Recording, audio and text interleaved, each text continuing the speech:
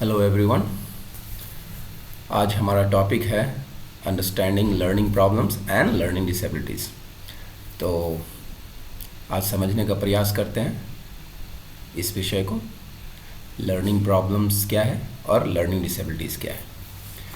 उम्मीद करता हूँ हमारे यूट्यूब चैनल से आप सभी को कुछ ना कुछ सीखने को मिल रहा होगा, समझने को मिल रहा होगा। Okay, so let's begin with our topic understanding learning problems and learning disabilities। यानी दो चीज़ें हैं, learning problems and learning disabilities. तो सबसे पहले समझते हैं कि ये लर्निंग क्या होता है। तो लर्निंग जो है इज़ एन एक्सपीरियंस। बच्चा या ह्यूमन बीइंग, हम लोग जो कुछ भी करते हैं, है ना, सिंस बर्थ, बचपन से जो भी अनुभव कर रहे हैं और उसके कारण हमारे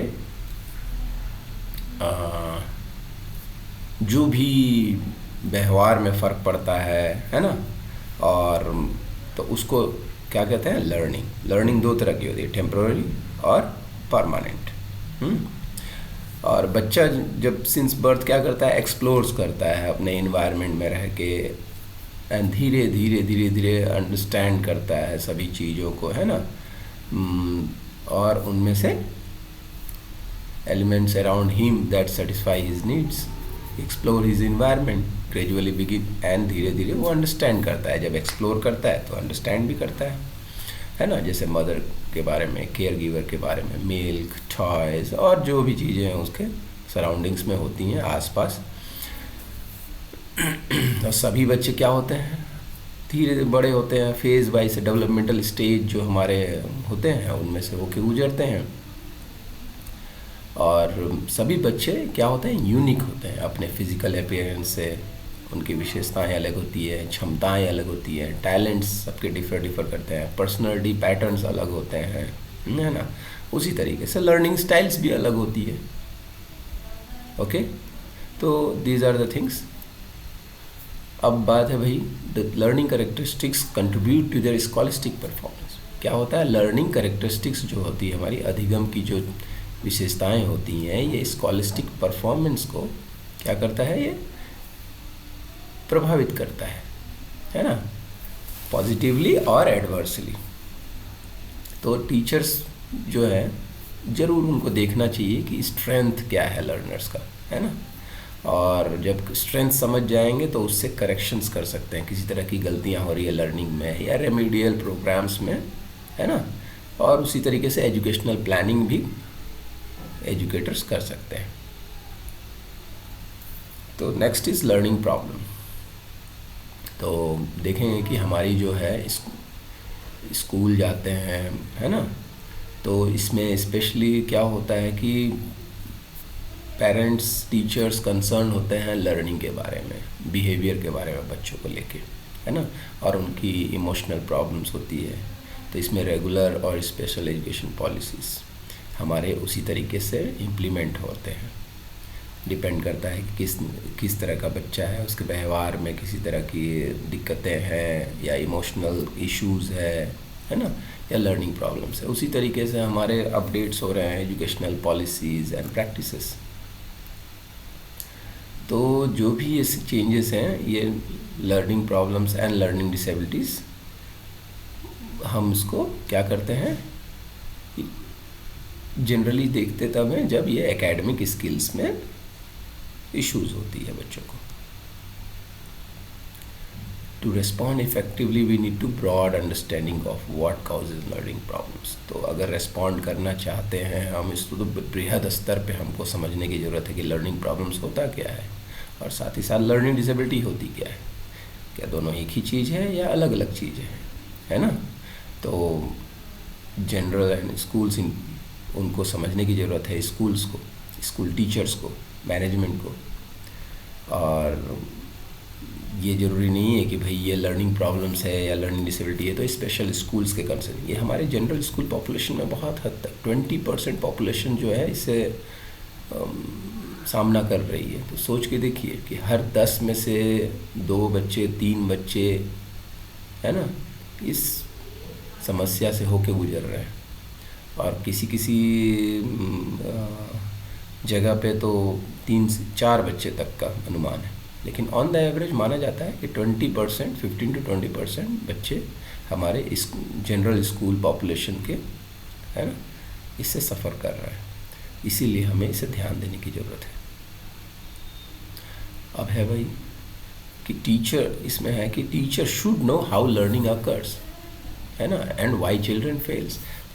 बच्चे कैसे सीखते हैं और फेल क्यों करते हैं बच्चे, ये इसके बारे में टीचर को जाना है ना। All children make an effort to learn.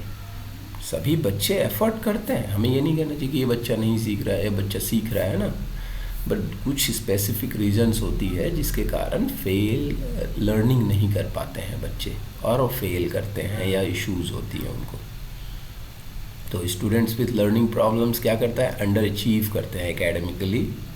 बहुत सारे रीजंस होते हैं उसके, सेंसरी इम्पेयरमेंट होती है, कह सकते हैं वीकनेस इन विज़न या हियरिंग, बिहेवियरल इश्यूज हो सकती है, साइकोलॉजिकल इश्यूज हो सकती है ना, इमोशनल इश्यूज हो सकती है, या सेकंड लैंग्वेज हो सकता है, या बहुत ज़्यादा एब्सेंट हो रहे हैं, या हमारे इनफेक्टिव इंस्ट्रक्शंस हो रहे हैं, हमारे जो सेटिंग है, क्लासरूम सेटअप है वहाँ पे, या करिकुलम में इनएडिक्वेट है, हमारा करिकुलम अपडेट नहीं है, हम अपने आप को अपडेट नहीं किए हैं करिकुलम की, जिस जो चैलेंजेस है बच्चों के उसको हम टैकल नहीं कर पा रहे हैं करिकुलम में कमी होने के कारण। तो ये सब चीज़ें हमें बहुत ज़रूरी है, हम सब चीज़ों को बारीकी से देखें कि बच्चों में या तो सेंसरी इम्पेयरमेंट हो सकती है जिसके कारण से ये लर्निंग प्रॉब्लम्स या लर्निंग डिसेबिलिटीज़ इश्यूज़ हैं, या बिहेवियरल, साइकोलॉजिकल या इमोशनल इश्यूज़ हो सकती हैं। सेकंड लैंग्वेज, इंग्लिश है सेकंड लैंग्वेज, बहुत जगह बच्चे इंग्लिश नहीं समझ पाते हैं, है ना, सेकंड लैंग्वेज होने के कारण। High absenteeism, ineffective, inadequate curriculum. तो इनको हमें क्या करना है, age appropriate level have the potential to achieve at age with programs. अगर प्रोग्राम सही से दिए जाए, एविडेंस बेस्ड इंस्ट्रक्शंस दिए जाएँ तो हम इनके साथ बहुत अच्छे तरीके से और बहुत सक्सेसफुल हो सकते हैं बच्चे, है ना। तो हम समझने का प्रयास करते हैं कि भाई किस तरह का सिस्टम हमारा होता है, क्या क्या चीज़ें हमें करनी चाहिए। ठीक है।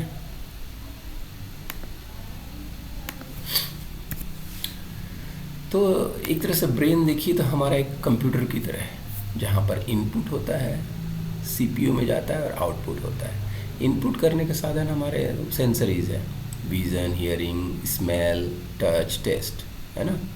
फिर ये अटेंशन के माध्यम से परसेप्शन होता है, फिर इमेजरी बनती है ना, और फिर सिंबलाइज होता है, ये आउटपुट होता है, वर्बल, नॉन वर्बल और कॉन्सेप्चुअलाइज होता है फिर। ठीक है। तो हमारे सेंसरी सिस्टम बहुत ज़रूरी है, वहाँ इनपुट लेते हैं, है ना। फिर हमारे पास अंदर में ब्रेन में इमेज बनता है, परसेप्शंस होती है, इमेजरी डेवलप होती है, सिंबलाइज करता है, और जब आउटपुट करना होता है वर्बल, नॉन वर्बल में देते हैं, और कॉन्सेप्ट, इसी तरह से कॉन्सेप्ट फॉर्मेशंस होते हैं हमारे। Okay. So the need is to put the specialized concept of learning disabilities into perspective with respect to commonplace learning problems. If current estimates are correct, about 80% of those currently diagnosed as having a learning disability actually do not. This is not to deny that they have a learning problem or that they don't deserve assistance in home. This also in no way is meant to underappreciate the problems experienced by those who have true learning disabilities. तो 80% जो L है वो learning problems हो रही है actually, है ना। हम नहीं कह सकते कि सारे के सारे एल हैं, तो डायग्नोसिस भी देखना है सही तरह से। तो exhaustive study incidents of learning problems in India is likely to at least between 10 to 15% of the school going populations. अब आप देखेंगे इस चार्ट से देखेंगे 15% जो है लर्निंग, स्पेसिफिक लर्निंग डिसेबिलिटी, है ना, स्टूडेंट्स, सॉरी, लर्निंग डिसेबिलिटीज़, और 5% स्पेसिफिक लर्निंग डिसेबिलिटी, और 80% without any problems. So these are, so this रफली means that in a given, कोई इंडियन क्लासरूम सेटअप में आप जाएं तो वहाँ पर at least 4 children with learning problems आपको मिलेंगे जरूर। 40 में से 4-5 लोग मिलेंगे, है ना। तो इसलिए इसको एड्रेस करने की बहुत ज़रूरत है हमें।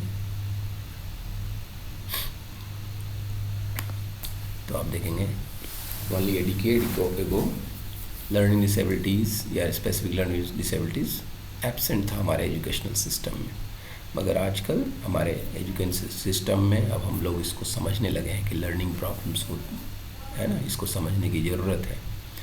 अदरवाइज़ हम लोग इग्नोर कर जाते थे। बहुत सारी पर्सनलिटीज़ हैं हमारी, जैसे देखेंगे वेस्टर्न कंट्रीज़ में ये सब लर्निंग, लेकिन बहुत सक्सेसफुल रहे हैं अपने अपने क्षेत्र में, है ना।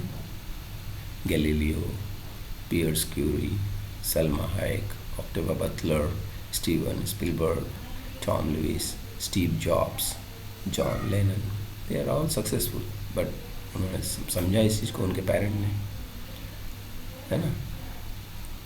इस तरह के डिसलेक्सिया के इंसिडेंट्स रहे, Richard Branson, Orlando Bloom, Louis Arnold, Robert Banton, Anthony एंड्रॉयज।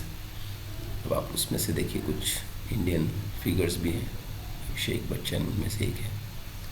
तो ये हमें समझने की ज़रूरत है।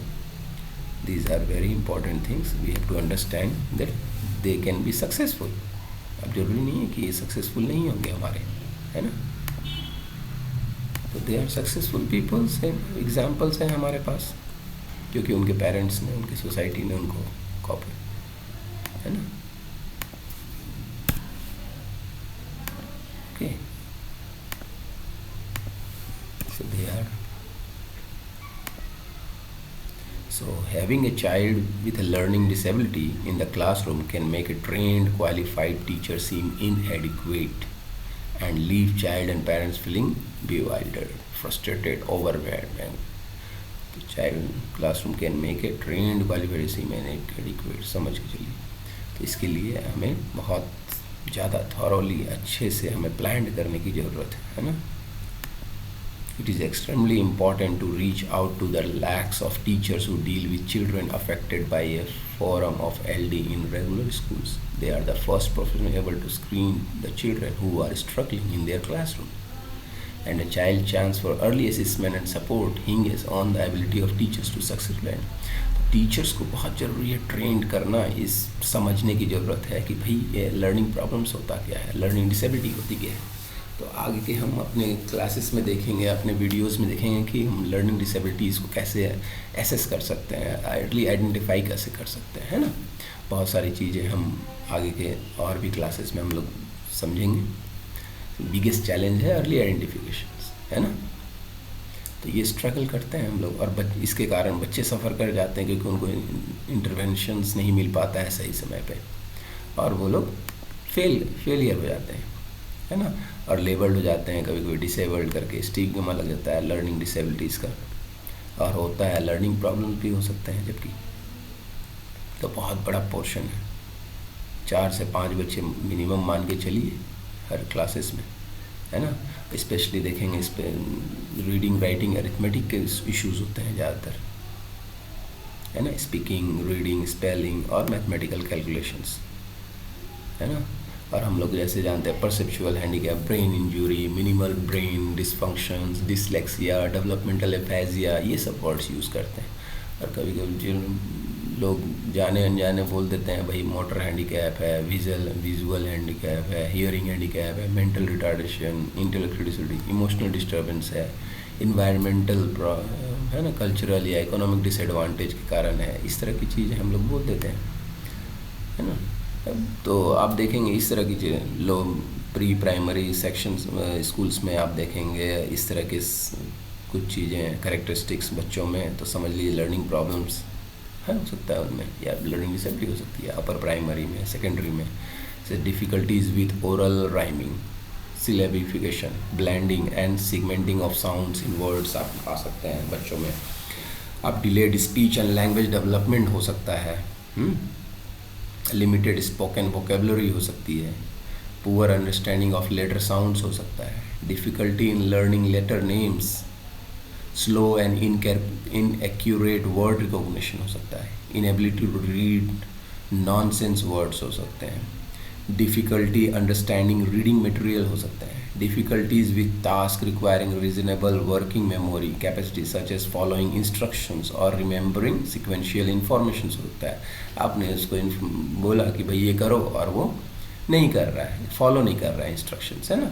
कई सारे इंस्ट्रक्शन, मल्टीपल इंस्ट्रक्शन आपने दिया, एक इंस्ट्रक्शन उसने फॉलो किया और डबल, है ना, 2 स्टेप 3 स्टेप इंस्ट्रक्शंस फॉलो नहीं कर रहा है, या सिक्वेंशियल में कोई चीज़ याद करना है वो नहीं कर पा रहा है। उसी तरह अपर प्राइमरी में आप देखेंगे कि reduced ability to isolate and manipulate individual sounds in words, sound वाली प्रॉब्लम्स हो रही है ना। हियरिंग प्रॉब्लम्स नहीं है, लेकिन सुनने में उसको कई सारी चीज़ें, सेंसरी इश्यूज हो सकती है इसके कारण। डिफ़िकल्टीज होल्डिंग वर्बल इंफॉर्मेशंस, है ना। वर्बल इंफॉर्मेशन आप दे रहे हैं और वो होल्ड नहीं कर पा रहा है अपने, है ना, ब्रेन मेमोराइज नहीं कर पा रहा है।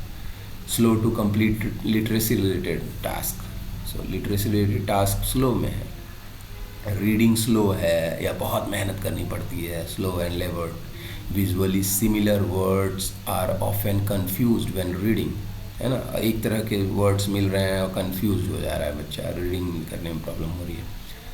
या अनफेमिलियर वर्ड्स उसको मिल रहे हैं और डिकोड नहीं कर पा रहा है, जैसे पढ़ रहा है और उसको प्रोनाउंस नहीं कर पा रहा है या उसका मीनिंग क्या है, अनफेमिलियर वर्ड्स का, उस तरह की इश्यूज हो रही है। पुअर रीडिंग कॉम्प्रीहेंशंस हो रही है जिनके कारण, है ना। लैक ऑफ इंटरेस्ट इन और avoidance of reading task, lack of interest, naturally ये सब चीज़ें होंगी, लैक ऑफ इंटरेस्ट होगा, अवॉइड करेगा, रीडिंग इश्यूज होंगी, है ना। Ongoing difficulties in working memory, तो जब ये सब इश्यूज होंगी तो वर्किंग मेमोरी में भी प्रॉब्लम्स आएंगी। उसी तरह सेकेंडरी स्कूल में जब बच्चे सेकेंडरी लेवल पे होगा तो पुअर रीडिंग फ्लुएंसी होगा। ये जो पीछे की चीज़ें हुई उसके आगे भी हो गई, रीडिंग फ्लुएंसी इश्यूज हो रही है। रिड्यूस्ड रीडिंग कॉम्प्रीहेंशंस हो रहा है ना, बहुत समय लगा रहा है समझने में। डिसऑर्गेनाइजेशंस एंड डिफ़िकल्टीज़ विथ प्लानिंग हो रही है ना। डिसऑर्गेनाइज्ड रह रहा है ज़्यादातर, प्लानिंग नहीं करता है, बहुत देर से प्लानिंग करता है। लिमिटेड वर्किंग मेमोरी हो रही है। वर्ड फाइंडिंग डिफ़िकल्टीज़ हो रही है, बहुत सारे एक्टिविटीज़ हम देते हैं वर्ड फाइंडिंग वाली, वर्ड फाइंडिंग डिफ़िकल्टीज़ हो रही है ना। डिक्शनरी ठीक से नहीं यूज़ कर पा रहा है। Lack of interest in avoidance and of reading task हो रहा है, लैक ऑफ इंटरेस्ट हो रहा है, जैसे पहले हो रहा था वैसे भी रीडिंग इश्यूज़ हो रही है। रीडिंग में ध्यान नहीं लगाएगा वो, सही कि पढ़ाई में मन नहीं लग रहा है, जबकि हम बोलेंगे कि क्यों नहीं मन लग रहा है, जबकि उसको इश्यूज़ है वो सारी जो हम लोगों ने इंटरवेंशन समय पे नहीं दिया या अभी नहीं कर पा रहे हैं, तो उन चीज़ों पे वो मन नहीं लगाएगा। वर्किंग मेमोरी डिफ़िकल्टीज फिर से आएगा, है ना। वर्किंग मेमोरी जिसको हम एग्जीक्यूटिव फंक्शंस बोलते हैं, तो हम कहेंगे भाई ये तो इंटेलेक्चुअल डिसेबिलिटी वाला बच्चा तो नहीं हो सकता है ना। तो रॉन्गली मिसडाइग्नोज्ड होने लगेंगे इस तरह को। तो आप लोगों ने देखा कितनी सारी इश्यूज़ होती है ना, लर्निंग प्रॉब्लम्स के कारण। और लर्निंग डिसेबिलिटी, लर्निंग प्रॉब्लम्स के बच्चे हैं और हम मिसडाइग्नोज भी कर दे रहे हैं, लर्निंग डिसेबिलिटी कर दे रहे हैं सब लोगों को। हो सकता है बहुत सारे बच्चे हमारे लर्निंग प्रॉब्लम्स होते हैं, है ना। जनरली 4 से 5 बच्चे हर एक क्लासरूम में होते हैं जिनको हमें बहुत ध्यान देने की ज़रूरत है। और सबसे पहले कि ये टीचर्स को हम जब तक सही से इंफॉर्मेशन ना दे पाएँ, टीचर्स को ट्रेंड ना कर पाएँ, टीचर्स की अंडरस्टैंडिंग नहीं बढ़ेगी और आइडेंटिफिकेशन वही कर सकते हैं। उसके बाद फर्दर असेसमेंट्स के लिए और फर्दर एजुकेशनल प्लानिंग प्रोग्रामिंग करना ज़रूरी है, ताकि उनके सही जगह पे, भाई रीडिंग में कोई प्रॉब्लम हो रही है, इशू हो रही है, तो वहाँ पर किस तरह का इंटरवेंशन दिया जाए, राइटिंग के लिए क्या दिया जाए, मैथ्स रिलेटेड इश्यूज़ है तो उसमें क्या किया जाए। तो रीडिंग और राइटिंग अगर रहेगा तो वो साइंस और सोशल साइंस, हिंदी और इंग्लिश सारी जगह पे इश्यूज़ होंगे, फेस करेंगे। तो ओके, उम्मीद करता हूँ मैंने आपको अपने तरफ से बहुत अच्छी इन्फॉर्मेशन देने का कोशिश किया होगा, ताकि आप लोग का नॉलेज बढ़े। और उम्मीद करता हूँ आप लोगों के कमेंट्स भी आएंगे, जिससे मैं हम फर्दर अपने आप को अपडेट कर सकें और अच्छे तरीके से आप प्रेजेंट कर सकें, है ना। अभी शुरुआती दौर में है, कुछ गलतियाँ हो सकती हैं वीडियो रिकॉर्डिंग और इन सब इशू में, तो मैं चाहता हूँ कि आप हमारे हौसला अफजाई के लिए ज़रूर सब्सक्राइब करें, लाइक करें हमारे चैनल को।